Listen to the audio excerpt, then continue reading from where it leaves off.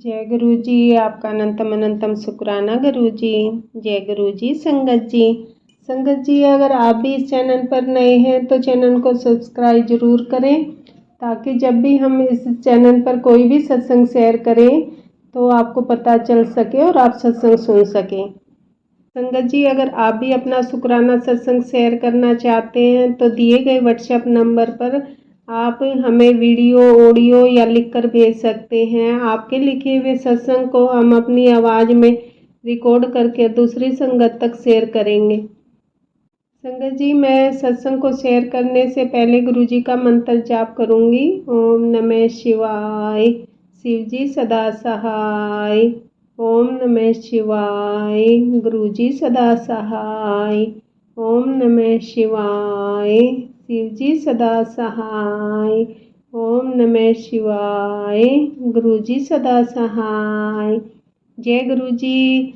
संगत जी, अब हम आंटी जी ने जो सत्संग हमें भेजा वो उन्होंने अपनी आवाज़ में रिकॉर्ड करके भेजा है। संगत जी, अब हम आंटी जी का सत्संग सुनेंगे। जय गुरु जी। शुक्राना गुरु जी। ओम नमः शिवाय, शिव जी सदा सहाय। ओम नमः शिवाय, गुरु जी सदा सहाय। मैं गुरु जी की बेटी अपना नाम गुप्त रखना चाहूंगी। संगत जी, गुरु जी की महिमा तो अपरंपार है। ये बात बिल्कुल सच है कि हम गुरु जी से नहीं जुड़ते, गुरु जी खुद हमें खुद से जोड़ते हैं। गुरु जी ने मुझे सत्संग शेयर करने को कहा है। ये मेरा पहला शुक्राना सत्संग है।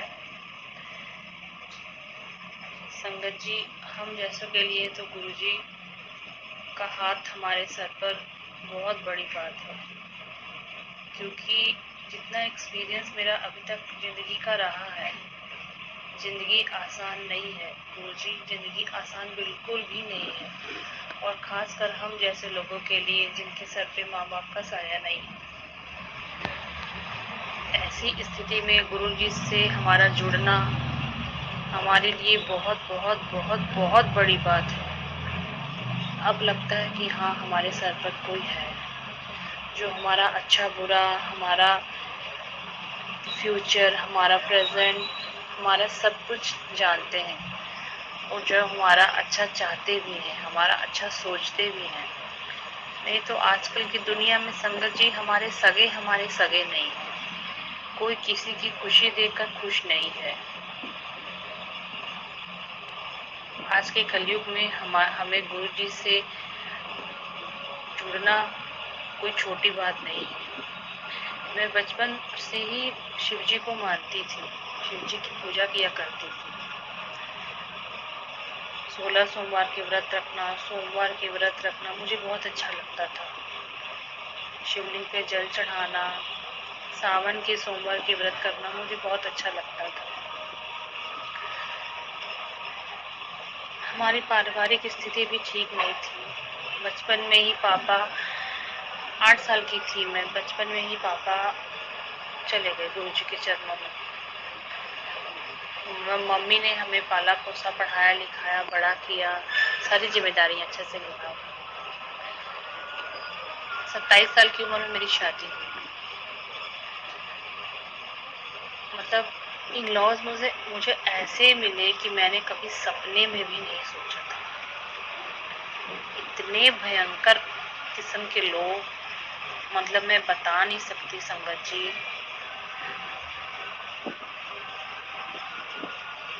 फिर भी मैंने सोचा कि चलो ठीक है, शादी हो गई है तो निभाना है। जब मैं गुरुजी से जुड़ी, मैं गुरुजी से अप्रैल 2024 में जुड़ी हूँ। जब गुरुजी से मैं जुड़ी तो मुझे बार बार सत्संग आते थे।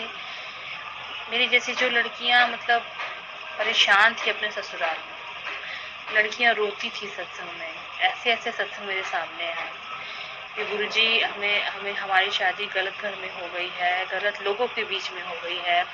अगर हमें कंटिन्यू रहना है तो ठीक है, अगर नहीं रहना है तो प्लीज हाथ पकड़ के हमें यहाँ से बाहर निकाल दीजिए। मुझे बार बार ऐसे सत्संग मेरे सामने आते थे। पहले तो मुझे समझ में नहीं आया, लेकिन फिर जब बार बार मैं आज तो सत्संग सुन रही हूँ, वही सब मेरे सामने आ रहा है, तो फिर मेरे मन में हुआ कि नहीं गुरुजी, जो हो गया सो हो गया, अब मुझे यही रहना है, किसी तरह से बस मेरा घर संसार ठीक कर दीजिए, मैं अब आगे कुछ नहीं, दूसरा कुछ नहीं सोचना चाहती। फिर उसके बाद मुझे मैसेज फ्लैश होने लगे कि बेटा, मैं तुम्हारी परीक्षा ले रहा था तो इम्तिहान में पास हो गई।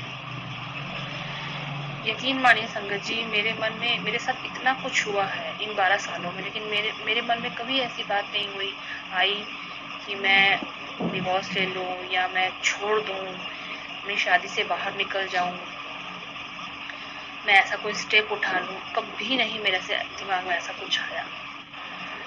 गुरुजी ने भी जब ऐसे ऐसे सत्संग मेरे सामने लाए तो भी मेरे मन में कभी ऐसी बात नहीं आई कि मैं कोई स्टेप ऐसा लूं। खैर, मेरी शादी को 12 साल हो चुके हैं। मेरा एक बेटा है 10 साल का। अभी भी कॉम्प्लिकेशंस है, ऐसी बात नहीं है कि सब कुछ ठीक हो गया, अभी भी है, बहुत कुछ गड़बड़ है।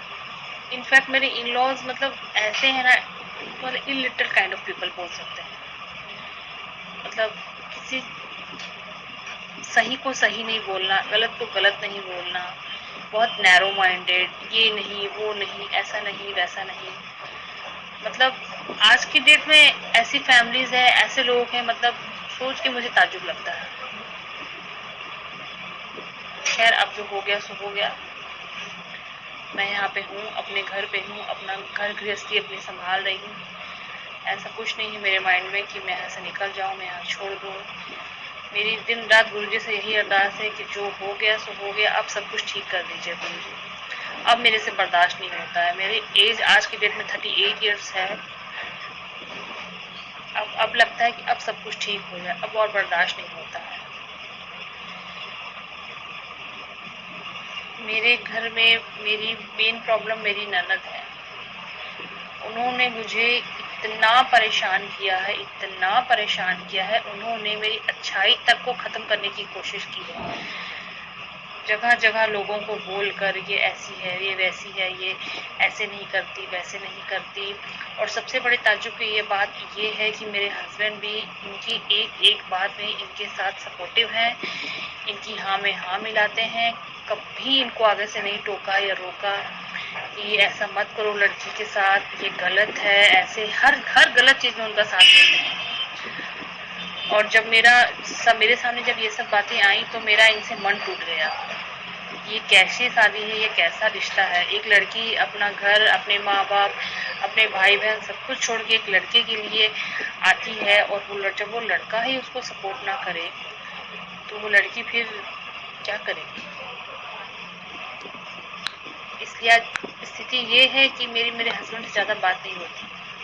मेरा मन होता है लेकिन मैं बात इसलिए नहीं करती हूँ क्योंकि ये एक एक बात उन तक कोई पहुंचाते हैं, सारी बातें उनसे शेयर करते हैं, हमारे बीच में क्या बात हुई, क्या बात नहीं हुई, जबकि उनको ऐसा करने का कोई हक नहीं है। पति पत्नी के बीच में क्या क्या बातें होती हैं, ये थर्ड पर्सन किसी को जानने का हक नहीं है।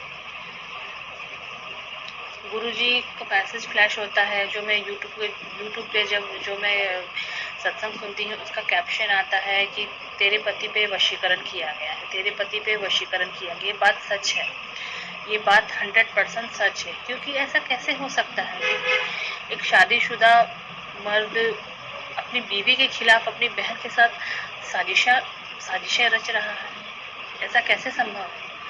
उनको गलत गलत नहीं दिखता, उनको सही सही नहीं दिखता, वो गलत को ही सही बोलते हैं और सही को ही गलत बोलते हैं। ऐसा कैसे संभव है।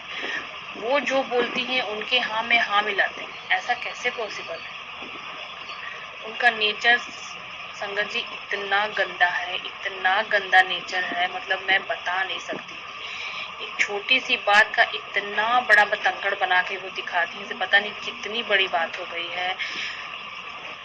कोई भी गलती होने पर उसको झूठ पे झूठ बोलकर मतलब इतना ढक देती है कि सच बोलने वाला इंसान गलत साबित हो जाता है और वो सच्चे साबित हो जाते हैं।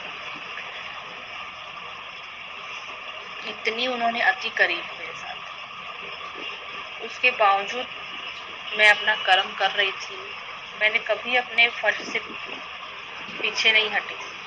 मैंने कभी नहीं बोला कि मैं ये नहीं निभाऊंगी, मैं वो नहीं निभाऊंगी। 12 साल मैंने इस चीज को बर्दाश्त किया संगत जी, 12 साल। वो मुंह पर तो बहुत मीठी रहती है, लेकिन पीठ पीछे इतनी चुगलियां, इतनी गंदी गंदी बातें, इतना उल्टा सीधा बोलना, मतलब ऐसे लोगों की कैसी इज्जत की जाए, मुझे ये बताएं। खैर गुरुजी को सब पता है, मुझे बताने की कोई जरूरत नहीं है, गुरुजी सब जानते हैं। मुझे मैसेज फ्लैश होते हैं कि इन लोगों की चालाकियों को मैं उल्टा इन्हीं पर डाल दूंगा। ये जो तेरे खिलाफ साजिशें करते हैं, तेरे खिलाफ जो ये बातें करते हैं, इनको सब मैं उल्टा इन्हीं पर डाल दूंगा।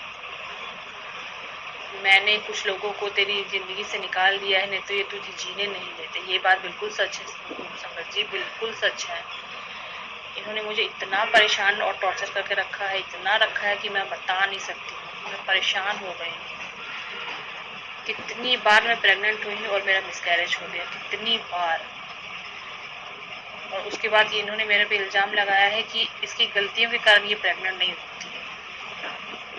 मैं एक पढ़ी लिखी वेल एजुकेटेड लड़की हूँ। शादी के बाद भी मेरा यही था कि शादी हो जाएगी, उसके बाद रिस्पॉन्सिबिलिटी घर की जो भी है वो निभाते हुए हम दोनों जॉब करेंगे और अपना घर चलाएंगे। इन्होंने भी हाँ की, उन्होंने भी मेरी हाँ में हाँ मिले। लेकिन शादी के बाद इनको पता नहीं क्या हो गया, ये भगवान जाने क्या बातें ऐसी हुई कि ये बिल्कुल मेरे खिलाफ खड़े हो गए, बिल्कुल बिना कोई सपोर्ट के, कुछ नहीं, बस जो वो कहते हैं वही सच है, वही करना है।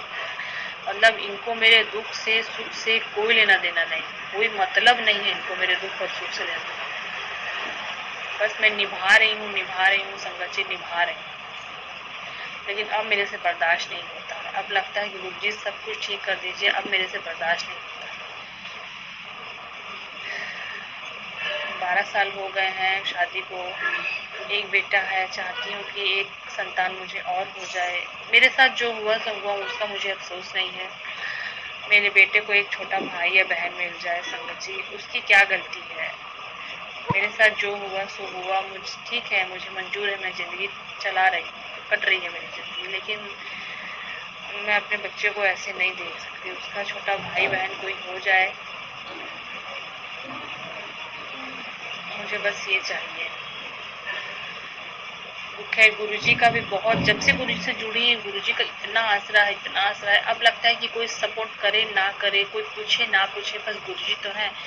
कुछ भी हो गुरुजी का तुरंत मैसेज आ जाता है कि उदास क्यों है, तू क्यों रोती है, मैं हूं ना, तेरा प्यो बैठा है, तेरा प्यो सब कुछ ठीक कर देगा। अमृत वेला बख्शा है मुझे गुरुजी ने, मंत्र जाप करो, सब करती हूँ, जो गुरुजी बोलते हैं सब करती हूँ। मेरा घर से ज्यादा बाहर आना जाना नहीं है, इसलिए मैं ज्यादा, गुरुजी बोलते हैं मंदिर जाने के लिए बजरंगबली को चोला चढ़ाना है, माँ काली को चुनरी चढ़ानी है, शीतला माता को पीली चुनरी चढ़ानी है। एक बार मैंने किया है, एक बार ये सब मैंने किया है, लेकिन मुझे फिर बार बार सत्संग में आया था, तो मैं फिर सोच रही थी जाने के लिए। उसके पीछे भी इन लोगों का कहना है कि ये जादू टोने करती है। ये किस तरह के लोग हैं संगत जी, मुझे समझ में नहीं आता।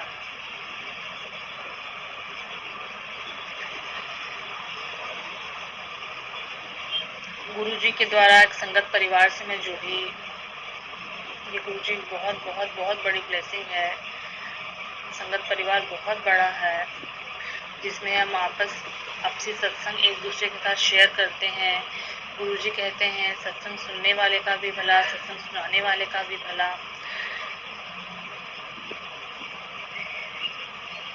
सत्संग के जरिए हम लोग एक दूसरे से जुड़े हुए हैं।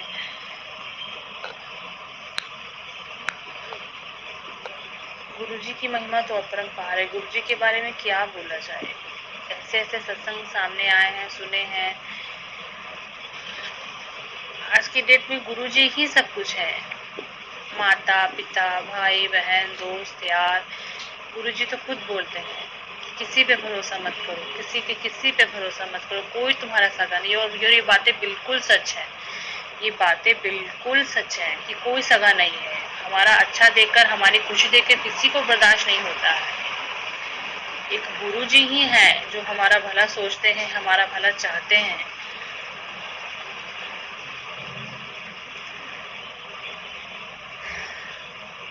खैर संगत जी, जितनी जल्दी हो सके मैं प्रेग्नेंट हो जाऊं। मैं एक संतान और चाहती हूँ किसी भी हाल में। मेरा मन नहीं करता लोगों से मिलने जुलने, मेरा कहीं ज्यादा आने जाने का भी मन नहीं करता,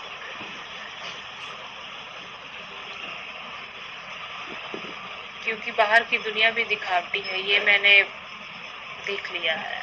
मुंह पे कुछ और रहते हैं लोग, पीछे कुछ और होते हैं। इसलिए मेरा ज्यादा किसी से इंटरेक्ट करना, किसी से बातचीत करना ज्यादा मुझे नहीं पसंद है, मुझे नहीं अच्छा लगता। अपने आप में मस्त रहती हूँ, अमृत वेला करती हूँ, मंत्र जाप करती हूँ। और गुरु जी का भी मैसेज आता है, किसी से कोई उम्मीद मत किया कर, अपने आप में मस्त रहा कर, किसी से कोई उम्मीद मत रख, अपना कर्म सही रख, अपने कर्म चंगे रख, सब ठीक हो जाएगा। तेरा प्यो बैठा है, सब देख रहा है। तूने जिनके साथ अच्छा किया उन्होंने भी तेरे साथ गलत किया, और ये बातें बिल्कुल सच है।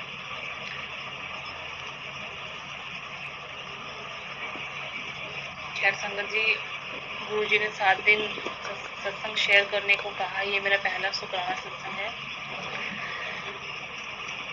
ये सत्संग मेरा यहीं तक। अब मैं अगले सत्संग की तैयारी करूंगी। जय गुरु जी, शुक्राना गुरु जी। ओम नमः शिवाय, शिवजी हृदय सहाय। ओम नमः शिवाय, गुरु जी हृदय सहाय। ओम नमः शिवाय, शिवजी हृदय सहाय। ओम नमः शिवाय, गुरु जी हृदय सहाय। जय गुरु जी, शुक्राना गुरु जी। अनंतम अनंतम अनंतम अनंतम अनंतम शुक्राना गुरु जी। जय गुरु जी। गुरु जी, जय गुरु जी। संगत जी, अभी हमने आंटी जी का सत्संग सुना, और मैं सत्संग को विराम देने से पहले संगत जी गुरु जी का मंत्र जाप करना चाहूँगी। ओम नमः शिवाय, शिव जी सदा सहाय। ओम नमः शिवाय, गुरु जी सदा सहाय। ओम नमः शिवाय, शिव जी सदा सहाय। ओम नमः शिवाय, गुरु जी सदा सहाय। जय गुरु जी, जय गुरु जी। संगत जी,